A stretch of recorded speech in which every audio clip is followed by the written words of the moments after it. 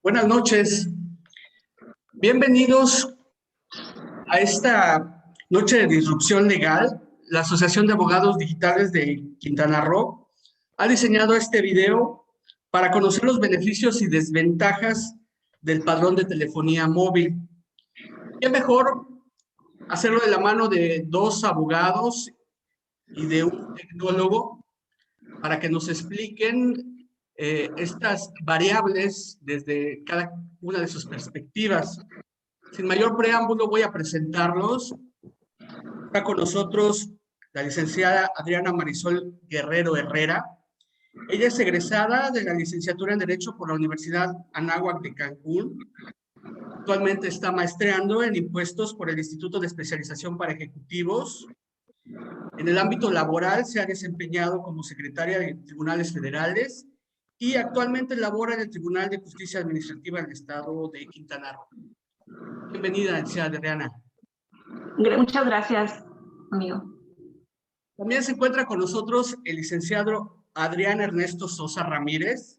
Él es egresado de la Universidad La Salle Cancún y es abogado litigante con una experiencia amplia en materia de amparo por 11 años. Bienvenido, mi estimado Adrián.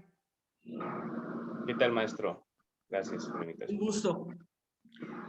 También nuestro tecnólogo estrella, él es Jesús Gabriel Fuentes Murillo. Él es CEO, director ejecutivo de la empresa SIF. Es un framework que trata de conflictos inteligentes y blockchain y para instituciones financieras y corporativas y gobierno, ¿no? Cuenta con más de 25 años de experiencia en negocios y más de 15 años en experiencia en seguridad industrial e informática. Es fundador y director de una empresa especializada en tecnología inalámbrica y desarrollo de proyectos de infraestructura pública, así como en auditoría y monitoreo. Bienvenido, mi estimado Jesús. Muchas gracias, David.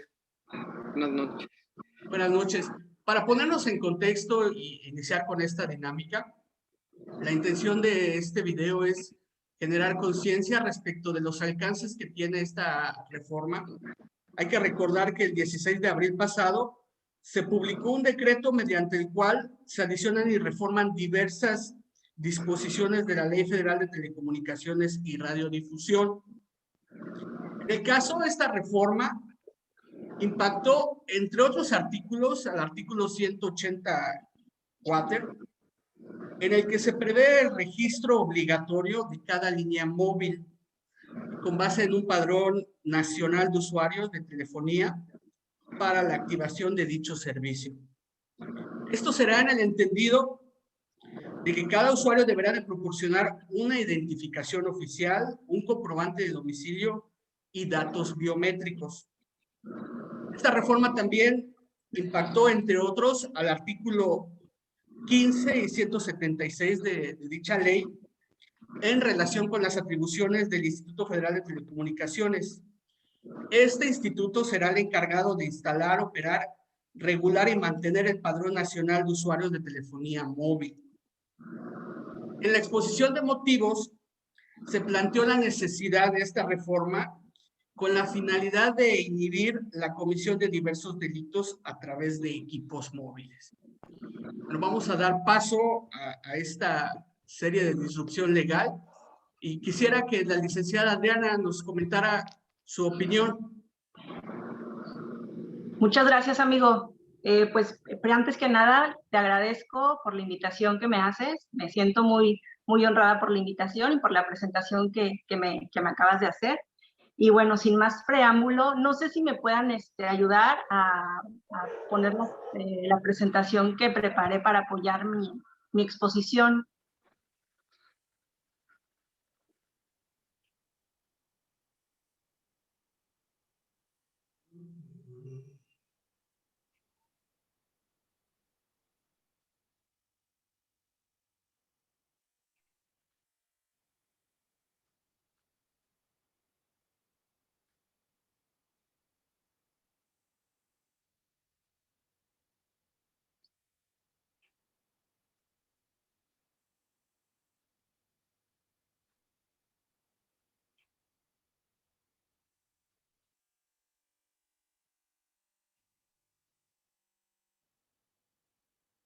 ¿Sí se escucha? Sí.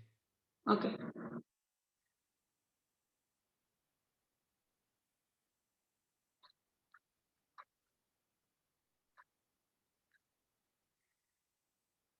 Ah.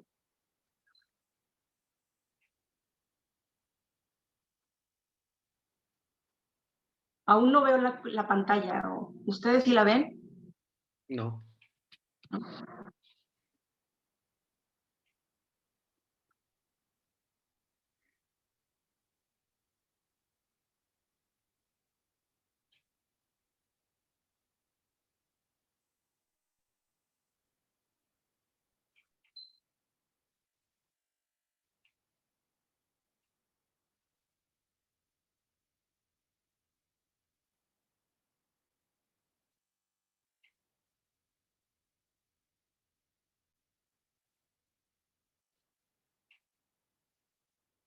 Ya, listo. Ok. Ok, bueno, para iniciar con mi exposición, sobre todo quiero plantearles el tema de que no existe todavía como un planteamiento, o sea, ni a favor ni en contra, sino mi perspectiva del tema es sobre todo plantear un contexto histórico para que cada uno de ustedes pueda tomar una determinación con base en la información que está disponible y que históricamente el derecho como creación humana está en constante evolución y en constante construcción. Y entonces hay cuatro fases que quiero destacar. Una es el proyecto BEPS, que es de 2014. Después el gobierno abierto que se dio entre el 2009 más o menos como el boom, después vino la reforma de derechos humanos que fue en el año 2011 y posteriormente la reforma al sistema que creó el Sistema Nacional Anticorrupción. En este sentido, en la primera fase, que es la fase BEPS 2014, la quiero traer a colación porque considero que es importante en relación con el antecedente que existe sobre la contabilidad electrónica. Considero que es importante porque dio inicio con los planes que tuvo la Organización para la Cooperación y el Desarrollo Económicos cuando se reunieron el grupo del G20 en Los Cabos y planeó que había necesidad de generar políticas mundiales para combatir lo que fue la crisis financiera y económica que estuvo desde 2018 hasta 2011 más o menos. Entonces, sobre todo este marco histórico del que les hablo fue a raíz de esa presión política derivada de esta crisis y también para la generación de acciones como parte del plan BEPS era tratar de evitar que artificialmente se trasladaran las utilidades a otras jurisdicciones donde no se pagaba adecuadamente y se dejaba de pagar donde se obtuvieron las ganancias. En este caso, me gustaría compartirles un poco de la exposición de motivos de este proyecto BEPS, porque creo que es relevante y menciona que la erosión de la base y el traslado de utilidades afecta a todos los países, no solo económicamente, sino que también afecta la confianza que estos tienen. BEPS está privando a los países de recursos invaluables para acelerar el crecimiento, hacer frente a los efectos de las crisis económica global y crear más y mejores oportunidades para todos. Aquí ya en la exposición de motivos claramente se hablaba que existía cierta desigualdad social derivada de la crisis y que había que poner una solución a todo esto. Se genera entonces un ánimo de colaboración mundial y esto es lo más importante que quisiera yo destacar de este proyecto BEPS. Y además de la colaboración mundial, surgieron tres principios importantes, que es la coherencia, la sustancia y la transparencia para el desarrollo de actividades económicas, que eso finalmente impactó después a las reformas que se presentaron en México en 2014 y que entre esas reformas fiscales se incluyó la contabilidad electrónica, que bueno, aquí como anécdota, yo recuerdo que estaba esa reforma, yo me encontraba trabajando en un juzgado de distrito. Y cuando llegaban los asuntos de amparo, todo empezó a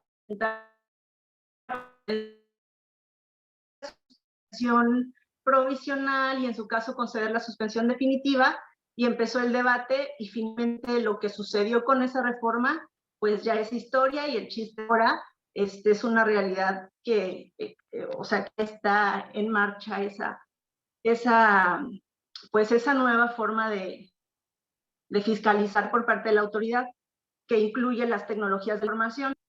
Bueno, ahora en cuanto al gobierno, les quiero destacar que hay 4 pilares del gobierno abierto. La primera es la participación ciudadana, la segunda es la rendición de cuentas, la tercera es la transparencia y la cuarta es el uso de las tecnologías de la información y comunicación.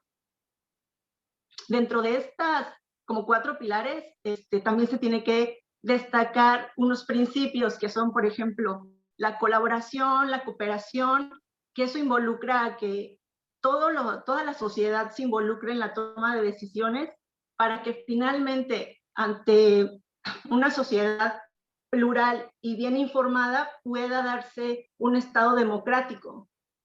Y estos principios se basan en la corresponsabilidad social con el gobierno. También dentro de este concepto de gobierno abierto existe otro que es la justicia abierta. En este concepto de justicia abierta ya a su vez hay subtemas que se derivan del mismo y que es, por ejemplo, juzgar con perspectiva de género. Si me ayudan con la siguiente lámina. Ahora viene la reforma constitucional.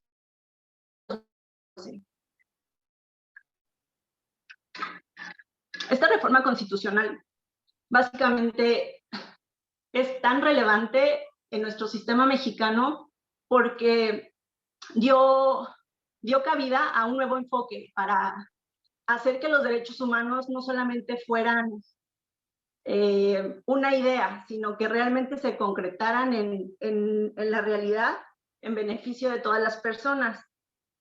De esta reforma constitucional, su artículo 1 nos señala principios y valores. Entonces, dentro de esos principios, destaco para este tema el principio pro persona y el principio de mayor beneficio. Y dentro de los valores valores que destaco, además de la universalidad, la interdependencia, la indivisibilidad, está uno muy importante para este tema, que es la progresividad, que quiere decir que una vez que se ha alcanzado un derecho, no puede irse en retroceso, no se puede restringir un derecho que ya se ha ganado con el tiempo. Si me ayudan con la siguiente. Después de esta reforma constitucional, estamos hablando que en México se dio la reforma corrupción, en materia de anticorrupción, pero como antecedente de esta reforma nacional existió la firma en 2005 de la Convención de las Naciones Unidas contra la Corrupción, y de esta convención destaco varios artículos los que la contienen. Sin embargo, quisiera destacar, por ejemplo, el artículo 6 de esta convención, muy importante porque habla sobre la asistencia técnica e intercambio de información. Esta convención marca exactamente el compromiso de colaborar para que la información que se produzca por sus habitantes sea global, o sea, estén interconectadas las naciones para efecto de combatir delitos, y dentro de esos delitos está el blanqueo de capitales. Entonces, con este marco referencial histórico, lo que quisiera destacar es, si me ayudan en las conclusiones, es que, bueno, con este marco de estas 4 partes históricas, quisiera decir que el derecho como creación humana está en constante evolución, y que no solamente impacta la vida de una sociedad en determinado territorio, sino ya como la economía es global y la tecnología está en la vida de todas las personas, esto ya no hay marcha atrás. Entonces, cualquier forma, por ejemplo, como la que estamos hablando ahora, en materia de telecomunicaciones, si la vinculamos con el principio de los derechos humanos, quiere decir que por sí mismo puede ser que evolucione. Si ya tenemos un derecho, que es el derecho a usar tecnología, el derecho humano a usar tecnología no puede verse restringido o limitado o acortado hacia atrás. Entonces, pudiera pensarse que el padrón de telefonía móvil viola derechos humanos, pero finalmente, si vemos todo un marco jurídico que lo sostiene, podríamos llegar a la idea de que no solamente son políticas de México, sino ya son políticas internacionales que exigen que la información de todas las personas del mundo estén conectadas para bienes mayores, que son protección, seguridad internacional, evitar, no sé, la comisión de delitos internacionales, etc.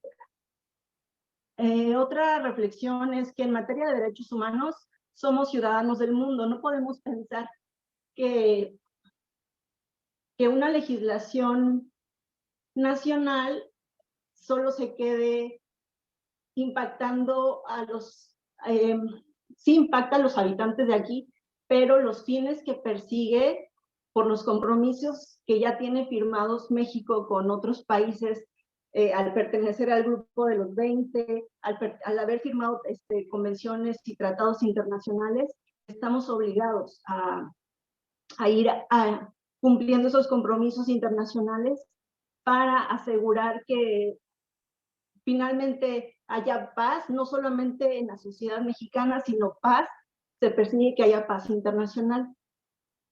Si la economía es global, la conciencia de todas las personas, entonces también debe ser así, debe ser global, y una solución a esto tal vez, o una propuesta o una invitación, es que al conocer que no solamente depende de México o solamente depende de una fracción política o una temporalidad de un gobierno, sino que esto, si nos vamos a históricamente, han sido gobiernos pasados o sexenios pasados que han ido construyendo la legislación que hoy tenemos, porque los compromisos se adquirieron años antes. Entonces, lo que ya se ve reflejado hoy por hoy no es porque se gestó ahorita, sino es porque ya lleva años cocinándose y porque deriva de compromisos que tiene suscritos México a nivel internacional. Entonces, bajo esa perspectiva de que todo es un sistema, el sistema tiene que verse como el principio de derechos humanos, que es indivisible, que todo tiene que ser coherente, como dice el proyecto BEPS, que tiene que seguir los principios de coherencia y sustancia, y decir que realmente puede hablarse de que se busca que las personas sean más conscientes, más responsables para generar una sociedad más democrática y más plural, y que sea más participativa, para seguir con lo que marca los estándares de gobierno abierto y a su vez de justicia abierta.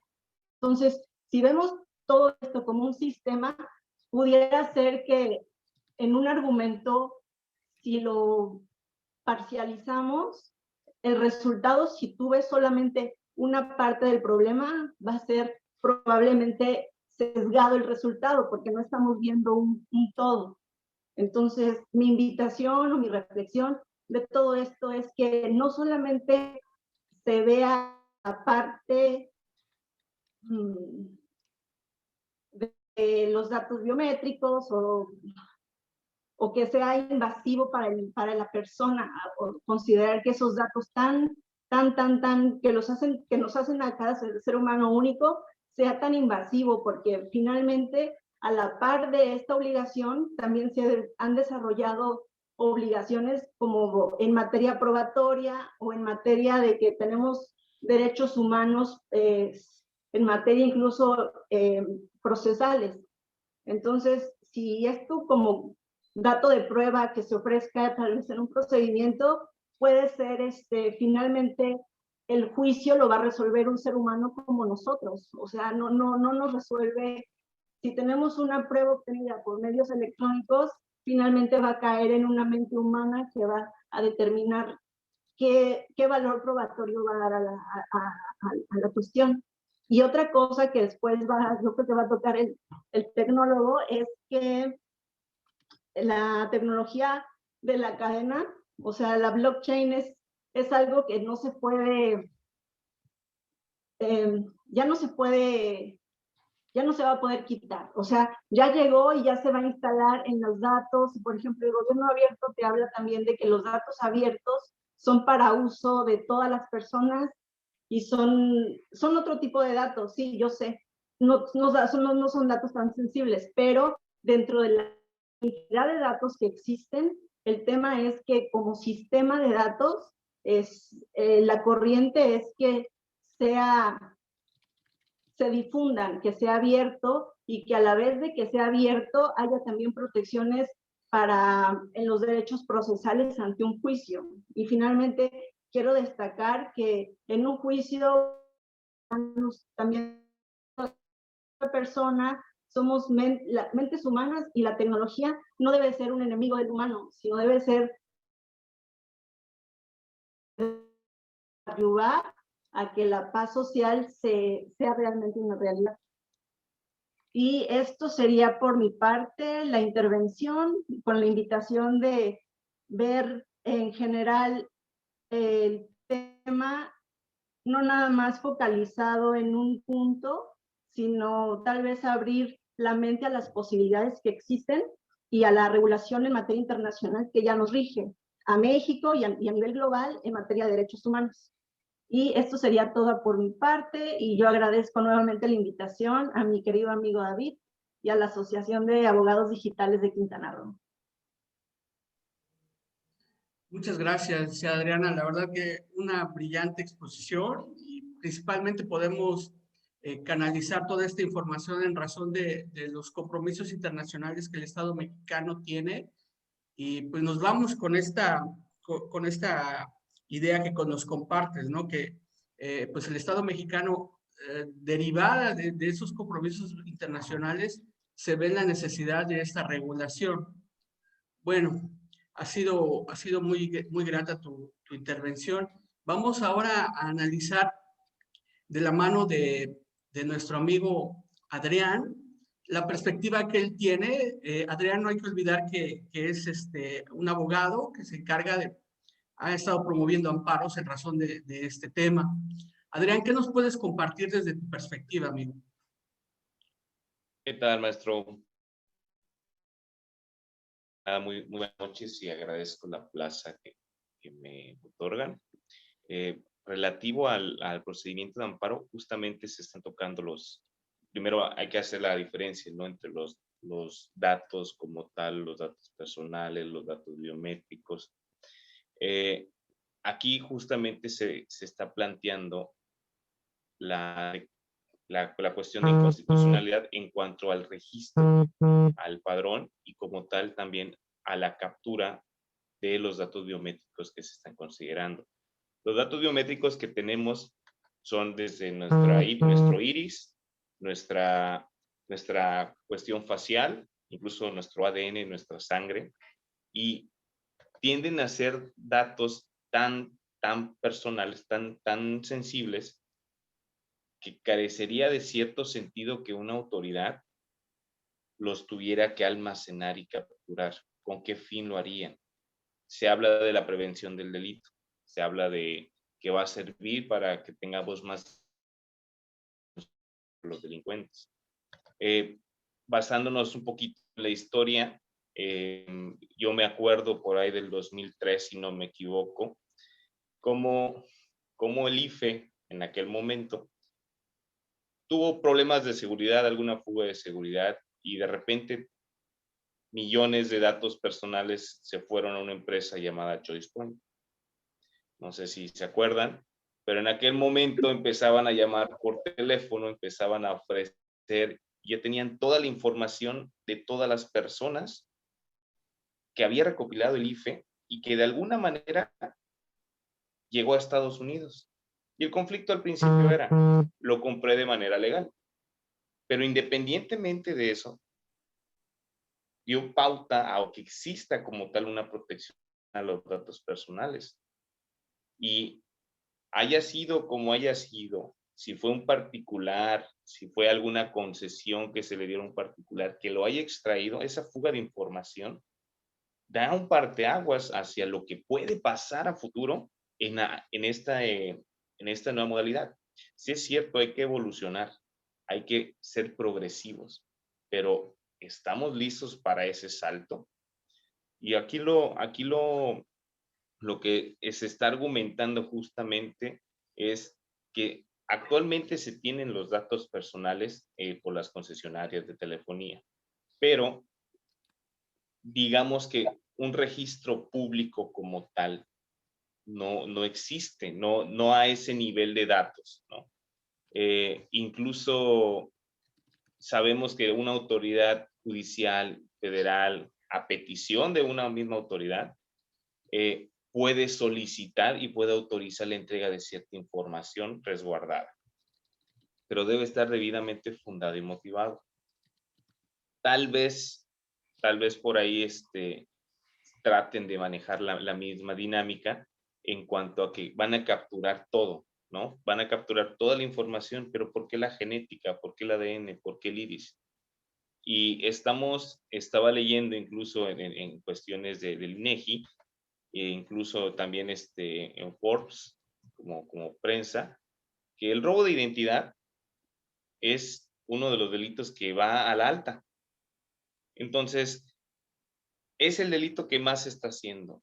Y en lo particular me ha tocado con muchas personas que hacen justamente esos robos de identidad. Imaginen qué pasaría si no solamente te roban tu identidad, como tu nombre, tu domicilio, una falsificación de INE, sino ya tienen tu información genética, ya tienen tu iris, ya tienen toda la información, y eso generaría que ese delito como tal se pula aún más.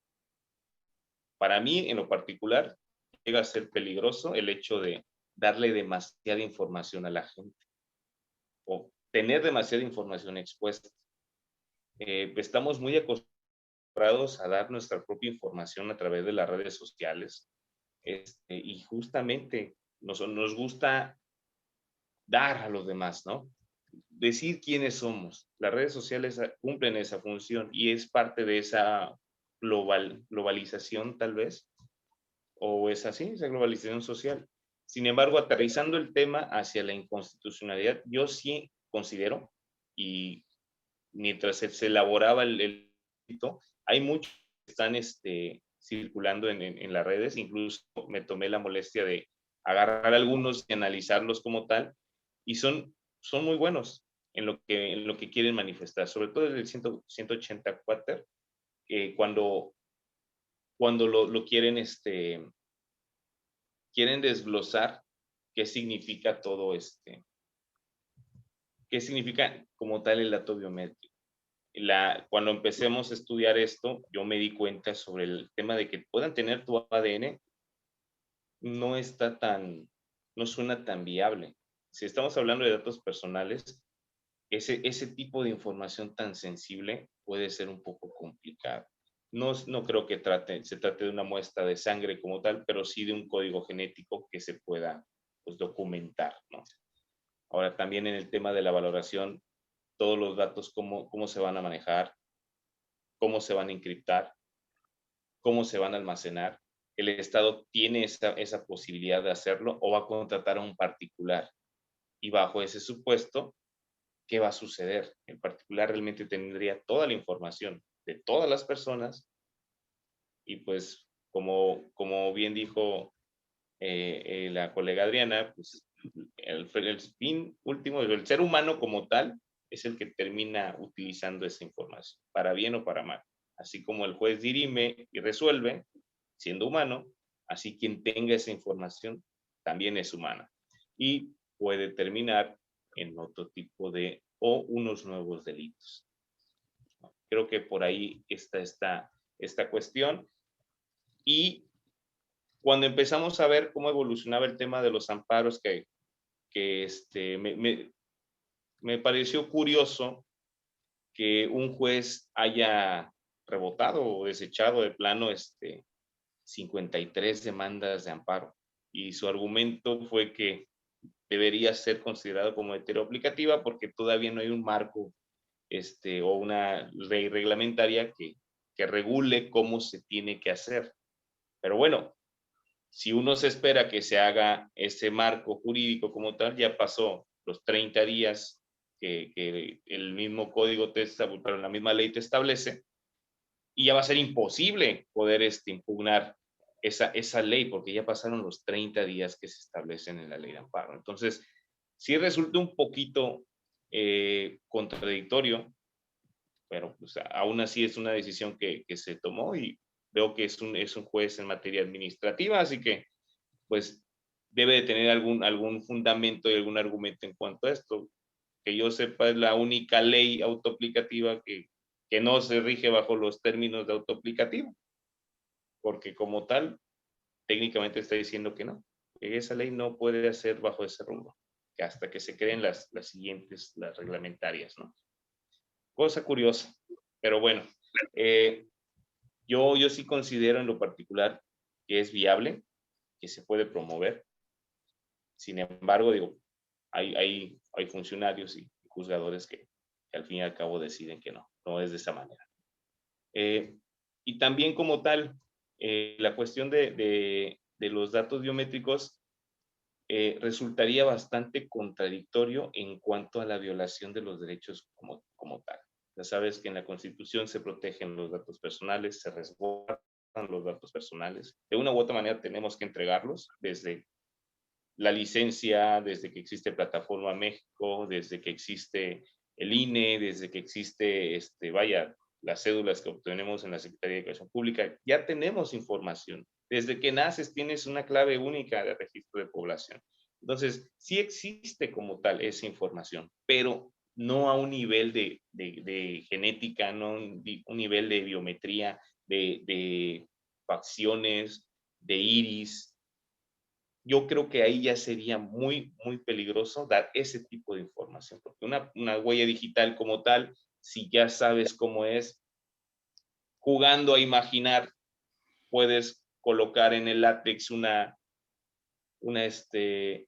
una impresora, hacer ahí la huellita y puedes generar algún delito y poner las huellas de alguien más, jugando a imaginar. Es demasiada información. Es mucha información y tiene que ser protegida, pero por uno mismo. Ese es el punto que yo considero, ¿no? Y creo que sí debe de considerar sobre todo también la Convención de Derechos Humanos. También te establece ahí el panorama del respeto a la privacidad. Ahorita veo que nos enfocamos mucho con el ceder un poco a la privacidad para tener mayor seguridad, pero eso es generar, es un círculo, digamos, vicioso, porque para mí es una decisión tomada en el miedo. Y en ese miedo estamos entregando muchas cosas. No estoy de acuerdo. Digo, por eso, si se plantea desde el punto de vista inconstitucional, o sea, como tal, existen elementos para que se puedan proteger, para que se pueda amparar y proteger al ciudadano bajo estos rubros. Y pues básicamente es relativo a la privacidad. Siempre se trata del derecho a la privacidad. Como quiera la información, ya existimos en una base de datos, ya existimos en Plataforma México. ¿Por qué llegar a ese nivel de biometría? Yo creo que el conflicto real está en el tema de lo biométrico, porque todo lo demás ya está recopilado, ¿no? tal vez si se pretende evitar la extorsión, porque creo que hacia eso está enfocado el tema de la exposición de motivos, evitar los delitos con la telefonía, y existía el registro, y el ladrón, en vez de registrar el teléfono, pues se dedicaba a comprar celulares robados, con chips robados, y así lo hacía. Entonces, el delincuente buscó otra forma. Nosotros vamos a generar y dar toda la información, pero ¿qué va a pasar a futuro? ¿Qué va a pasar con esa información? Eso es lo que puede ser muy, muy peligroso. Bueno, y pues de antemano les agradezco la invitación y muchísimas gracias en cuanto a la plaza. Es cuanto. Muchas gracias, Adrián. Muchas gracias por tu intervención. Desde luego, es muy importante conocer este aspecto técnico en la materia del amparo, sobre la base de que se trata de impugnar una ley a partir de su entrada en vigor.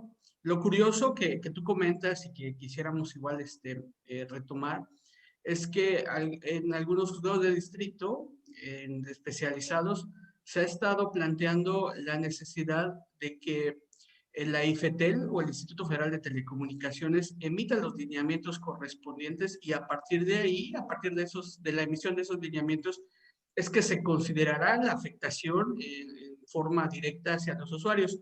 ¿Y cuál es lo curioso? ¿No? Pues que se supone que la ley nace y con ese nacimiento afecta a los usuarios por la obligación que tenemos de registrar nuestros datos, que sobra decir que no son únicamente nuestros datos derivados de nuestra credencial de lector y de nuestro comprobante de domiciliario, sino lo que más afecta es precisamente el aspecto de los datos biométricos, en el que están insertos pues datos más específicos relacionados con el ADN y la identidad de cada quien, ¿no? Que pues es ahí donde el planteamiento en torno a la inconstitucionalidad de esta norma se está planteando. Pero bueno, muy interesante el planteamiento. Vamos a conocer ahora el aspecto técnico de la mano de nuestro tecnólogo Jesús. Jesús, cuéntanos qué es lo que pasa en sede técnica tecnológica y desde qué perspectiva consideras que es viable o no viable esta incursión en tener un padrón relacionado con la telefonía celular. Cuéntanos un poco. Claro, mira, y nada más aclaro un poco también de que justamente este es de los temas donde la parte tecnológica se fusiona con la filosófica. A final de cuentas, la parte tecnológica se va a regir por principios lógicos que se traducen en reglas matemáticas que se van a programar para llevarse a cabo, ejecutarse por lo que son los algoritmos y el código y la infraestructura que respalda todo esto, ¿no? Entonces, es un aspecto bien interesante donde tiene que haber principios filosóficos que rigen el cómo se implementa la tecnología. Y también hay retos técnicos de traducir esos principios filosóficos en código, en algoritmos y en infraestructura, ¿no? Y en protocolos que se tienen que manejar para un marco que se tiene que ejecutar por medio de tecnología, ¿no? Porque una vez que algo se pone en tecnología, pues es irreversible porque la tecnología aún no tiene la capacidad de interpretar. Entonces, esa es una parte bien, bien interesante porque estamos en los confines de lo que es humano y todo lo que implica a nivel de subjetividad y lo que tiene que ser plasmado con rigor por medio de la tecnología. Y bueno, dando esto como marco de referencia, yo empezaría por hacer lo siguiente, ¿no? O sea, desglosar cómo se ejecutaría un proyecto de este tipo, porque honestamente pienso que no se ha contemplado realmente cómo ejecutar un proyecto de esta escala. O sea, es muy fácil pensar en ideas, ¿verdad? En el Congreso o bueno, probablemente en el Palacio Nacional, ¿verdad? Y pues, o sea, pueden las ideas fluir, pero aquí también justamente vuelvo otra vez a ese desfase o límites que hay entre el aspecto tecnológico y aquí veo también que también hay un sesgo de la cultura de los políticos que hacen política y que elucubran este tipo de proyectos sin tener un conocimiento de la tecnología que implica y de todo lo que implica llevar a cabo un proyecto de este tipo. Por ejemplo, o sea, se habla de que las telefónicas son las responsables de recolectar las biometrías. ¿Cómo? ¿Cómo van a recolectar estas biometrías? O sea, es muy fácil decirlo, pero ¿de qué estamos hablando? O sea, si vamos a capturar biometrías, estamos hablando de sensores, de dispositivos hardware de captura. O sea, ¿esto qué implica a nivel logístico también? Porque, por ejemplo, hoy en día tú puedes comprar un chip de Unifón o de Virgin o de Telcel o de lo que sea en una tiendita de abarrotes de la esquina. Entonces, ¿qué quiere decir esto? ¿No? Entonces, ya no va a poder el de la esquina, va a tener que adquirir una serie, va a tener que invertir en hardware para hacer esta captura, se va a tener que dar de alta a su vez él en un sistema que está conectado al gobierno, donde a él se le certifica como una persona que tiene la autoridad para vender estos chips.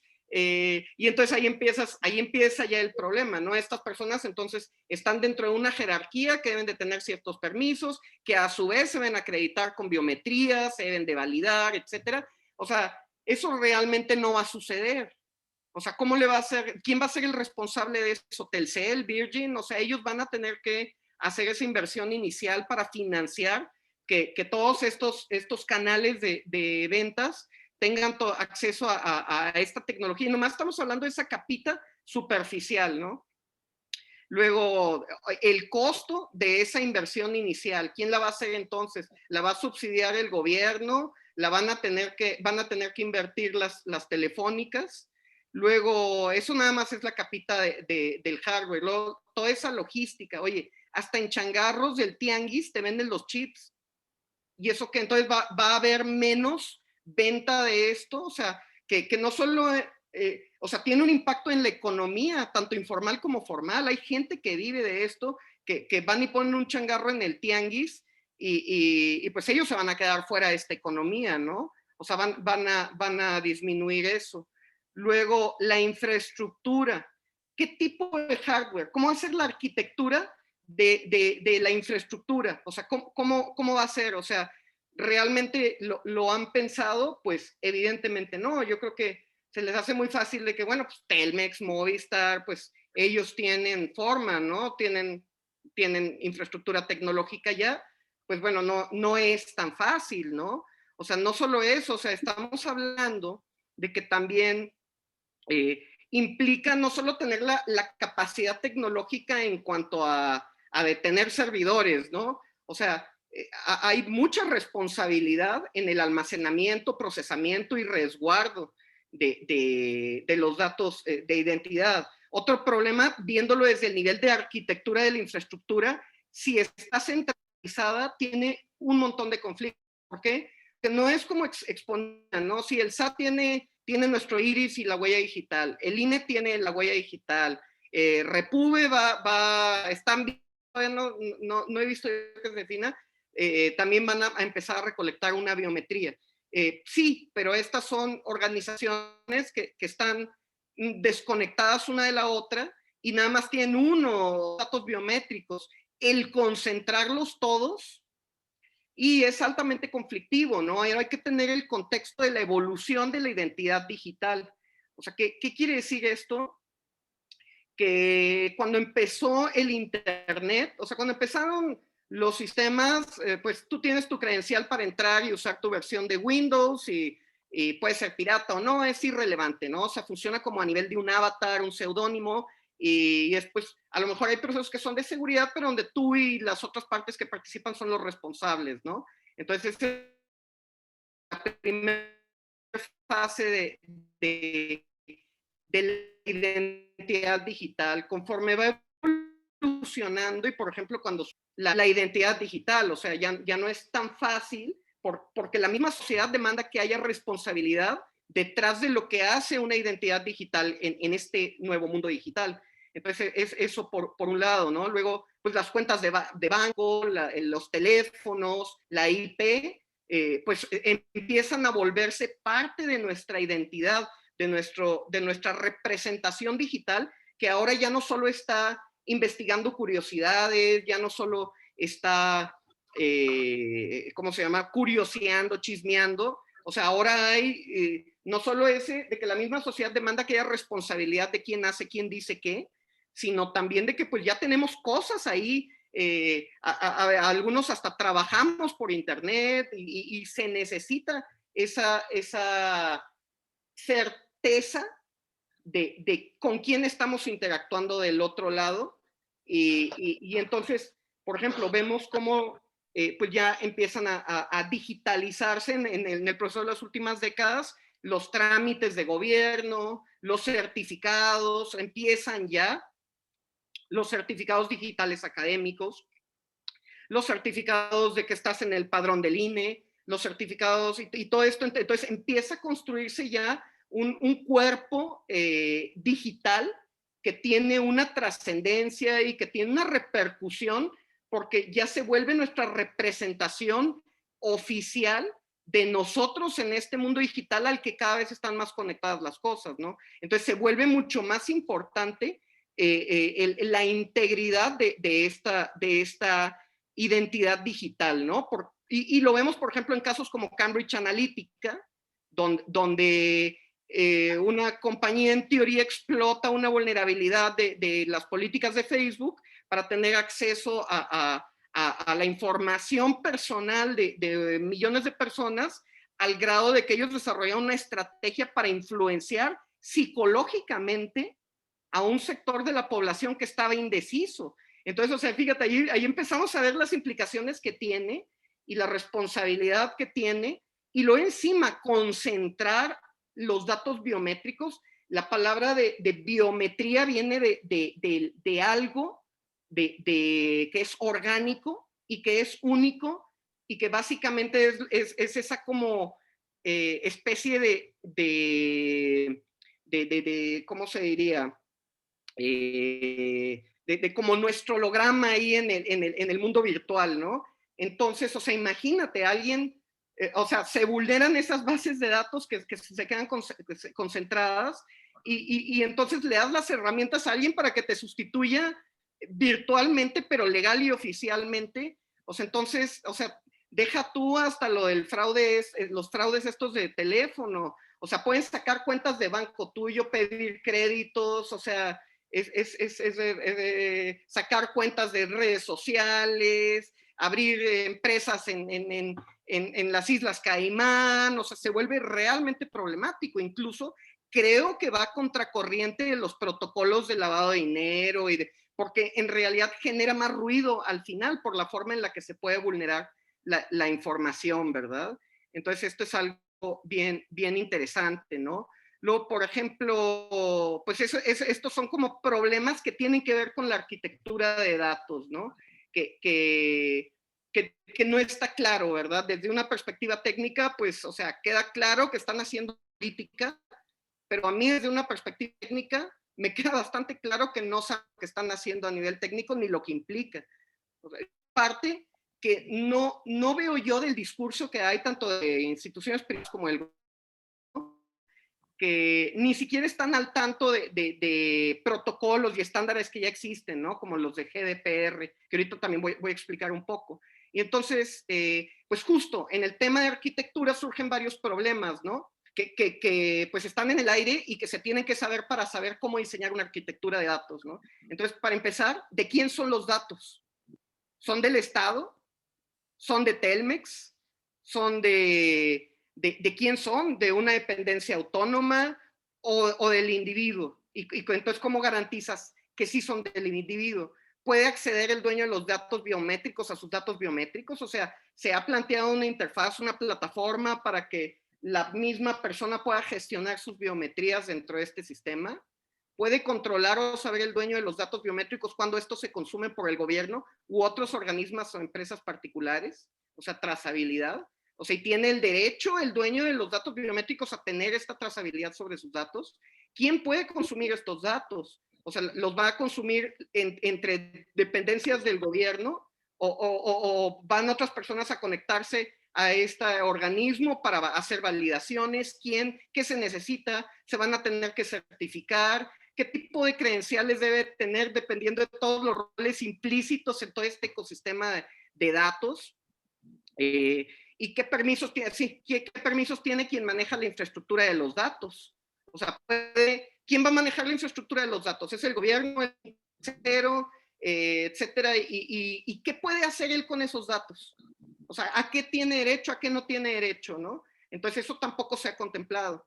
Y luego, por ejemplo, pues desde las vulnerabilidades, sobre todo desde una estructura central, pues está la corrupción, cosas que ya hemos visto. O sea, la filtración de datos que hubo cuando lo del INE, que justo están poniendo al mismo tipo en teoría cuidar esto. O sea, imagínate, eso ni siquiera tan delicado como básicamente estás compartiendo las llaves de la casa de los ciudadanos, ¿no? Y entonces, o sea, vamos a juntar todas las llaves de las casas de los ciudadanos en una sola cajita, ¿verdad?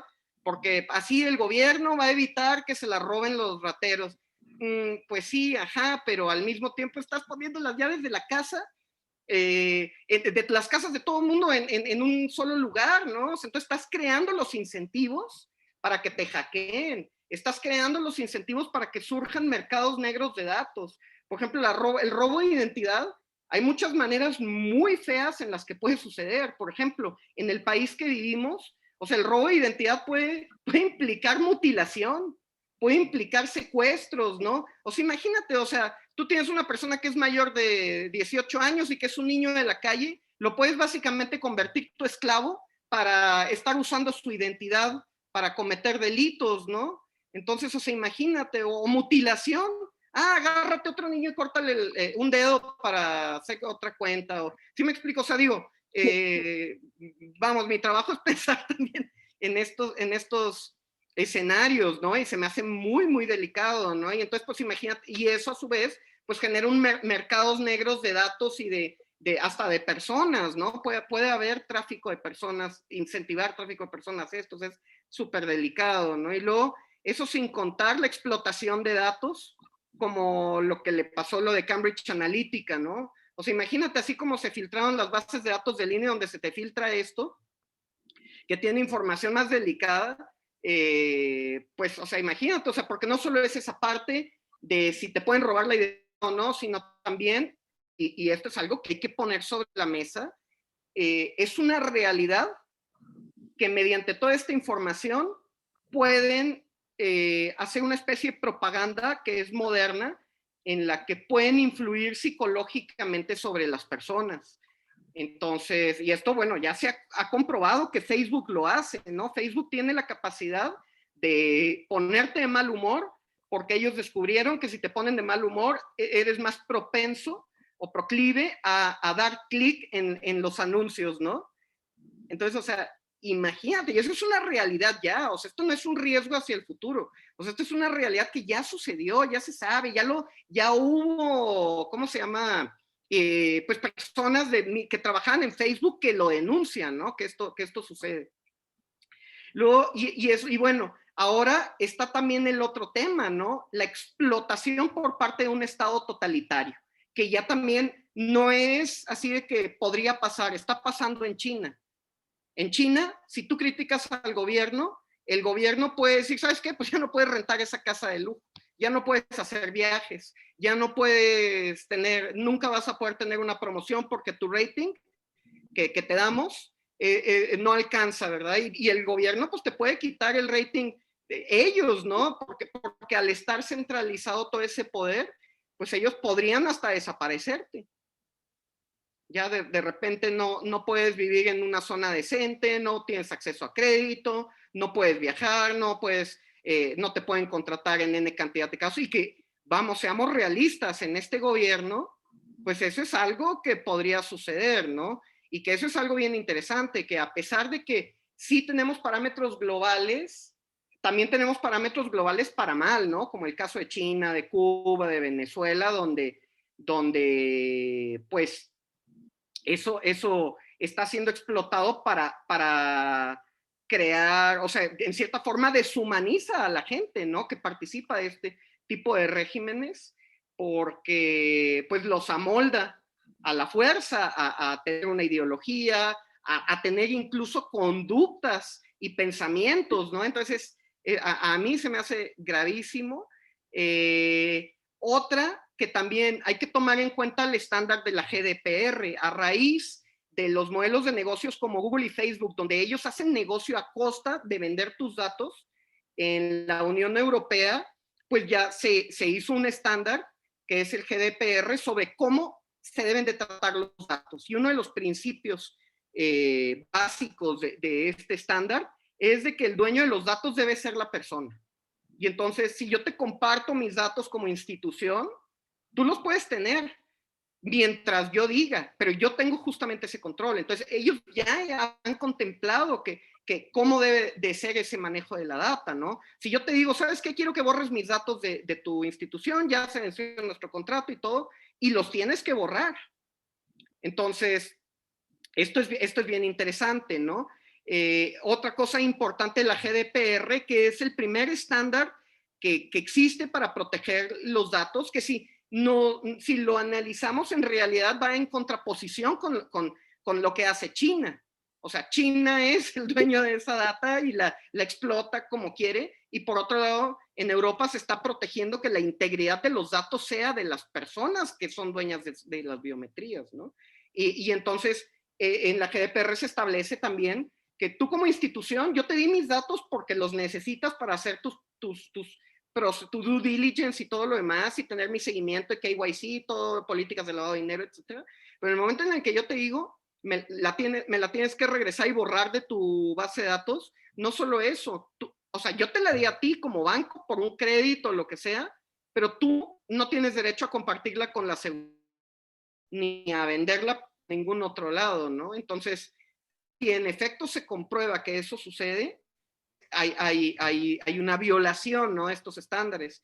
Otro aspecto importante a tomar en cuenta de la GDPR es que establece que toda institución, aunque no sea europea, pero que trata con una institución o con una entidad europea, tiene que cumplir también la GDPR. A mí me ha pasado, de hecho, yo tengo un cliente de Inglaterra por el cual yo tuve que adaptar mi sistema a estar en cumplimiento en la GDP, con los estándares de la GDPR.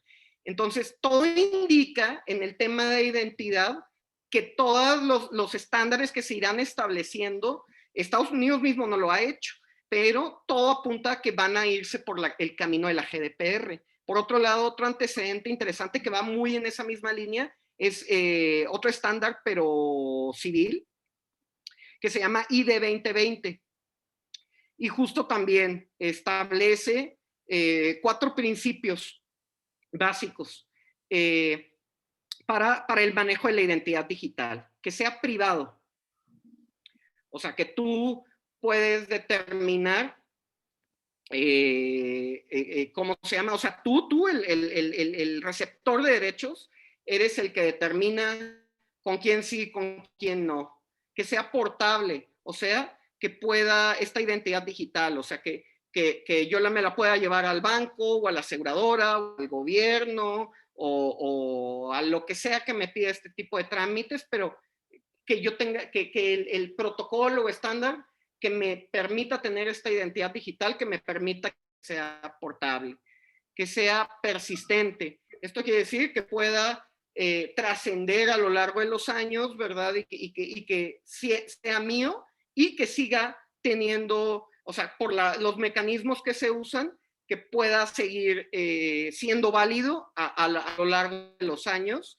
Y el último es que sea personal, o sea, que nada más hay uno para mí y ese es, bueno, estos dos creo que son antecedentes muy interesantes porque, por ejemplo, de pasarse esa reforma estaría en violación con la GDPR. Entonces, un montón de negocios de México,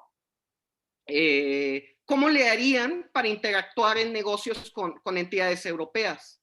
Cuando a lo mejor esta medida de la reforma podría estar en contraposición con el espíritu de estos otros protocolos o estándares que se están definiendo como los más elevados a nivel internacional, ¿no? Y pues bueno, nada más me gustaría terminar con el futuro, ¿no? O sea, ¿qué viene? Digo, yo pongo ahí todos esos problemas y toda esa complejidad que vamos, de hecho nosotros estamos trabajando en esto, ¿no? Entonces tenemos un montón le hemos dado muchas vueltas también porque, por ejemplo, nosotros tenemos que descifrar cómo hacerlo con la tecnología. Entonces tenemos varias soluciones, de hecho. Entonces, para hablar un poco del futuro, pues, o sea, creo que estamos de acuerdo de que en el futuro actas de nacimiento, de función nupcial, certificados académicos, etcétera, pues van a ser ya digitales, ¿no? Y van a estar probablemente en sistemas con blockchain, es lo más probable, ¿no? Por los principios, ¿no? Luego vienen dos temas que son, pero delicadísimos, que es la realidad virtual y lo que se denomina la singularidad tecnológica y los aspectos de avance en la biotecnología. O sea, la realidad virtual va, imagínate, o sea, ya está vendiendo raíces virtuales y entonces, o sea, en un escenario donde ya con lentes y que estás todo el tiempo ahí en esa realidad virtual, ¿qué es la identidad?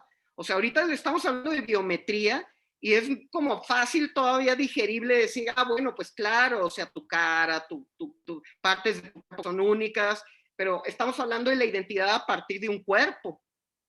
En la realidad virtual, la identidad, pues, o sea, se basa en otros principios, ¿no? O sea, se basa en quién eres tú virtualmente, ¿no? ¿Qué tal que escoges ser un avatar y que ya no representaciones biométricas, etcétera, ¿no? Por ejemplo, en biotecnología, o sea, donde en un futuro donde se pueda modificar el ADN y por lo tanto, imagínate, si puede, o sea, ya se puede editar el ADN, pero imagínate en 20 años que puedas con ese ADN cambiar tu huella dactilar, que puedas cambiar tus rasgos. Entonces, o sea, ¿qué va a ser la identidad? ¿Qué va a conformar? ¿De dónde va a emanar el concepto de identidad en esos escenarios, no? Y bueno, pues nosotros tenemos una especie de solución que voy a escribir muy rápido, que es para hacer un acervo, una base de datos central, pero descentralizada, donde los usuarios puedan ser los dueños de sus propios datos. Pues nosotros estamos desarrollando un sistema que te permite que tú, a través de tu dispositivo, capturas tus biometrías y la propia app vigila esa biometría, ¿no?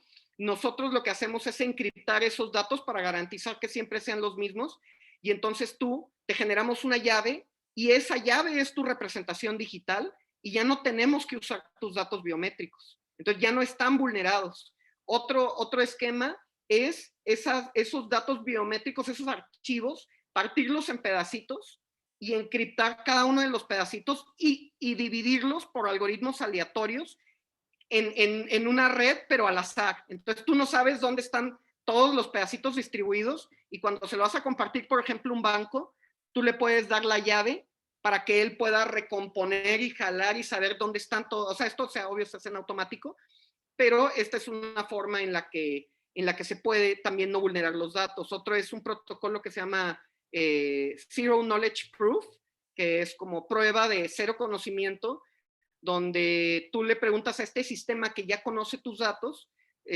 oye, ¿Adriana es mayor de edad? O sea, yo es lo único que necesito saber. Sí.